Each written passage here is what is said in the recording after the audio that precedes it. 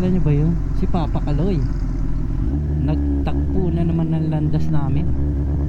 Yan yung tumatalikod basta sa kapag kakausap ka eh. Di mo alam. Salita lang salita tapos wala ka na palang kausap. Look, sumusunod pa ata sa atin si Idol Kaloy eh. Ang plano nito, may ilaw pa.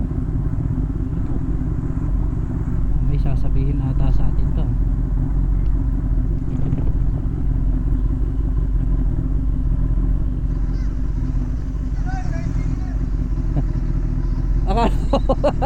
Nakita nyo guys, inilaw-ilawan tayo tapos hindi pala tayo kakausapin.